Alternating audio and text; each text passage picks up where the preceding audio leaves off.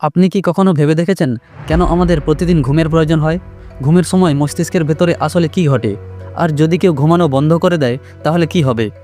দেখুন, আপনি যখন ঘুমান তখন মস্তিষ্ক বন্ধ হয় না, বরং সে আরও বেশি সক্রিয় হয়ে ওঠে। সারা দিন ধরে মস্তিষ্ক কোটি কোটি সংকেত পাঠায়। চিন্তা, সিদ্ধান্ত, আবেগ, এই সব কিছু মস্তিষ্কের উপর চাপ তৈরি করে। তাই ঘুমের সময় মস্তিষ্ক মেনটেনেন্স মোডে চলে যায়। নিউরনগুলো রিসেট করে, দুর্বল সংযোগগুলি মজবুত করে। একই সঙ্গে মস্তিষ্ক নিজের বিষাক্ত টক্সিন পরিষ্কার করে। লিম্ফেটিক সিস্টেম নামের এক ব্যবস্থা যা ঘুমের সময় সক্রিয় হয়। এটা বিটা অ্যামাইলয়েডের মতো ক্ষতিকর প্রোটিন সরিয়ে দেয়, যেগুলো অ্যালজাইমারের ঝুঁকির সাথে জড়িত। ঘুমের সময় মস্তিষ্ক ঠিক করে কোন স্মৃতি রাখবে আর কোনটা মুছে ফেলবে।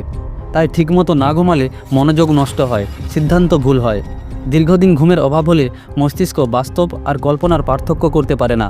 হ্যালুসিনেশন ও মনের ওপর নিয়ন্ত্রণ হারাতে শুরু হয়। তবু আমরা ঘুমকে অলসতা ভাবি, কিন্তু সত্যটা হলো ঘুম কোনো বিলাসিতা নয়। ঘুম মানে বেঁচে থাকা।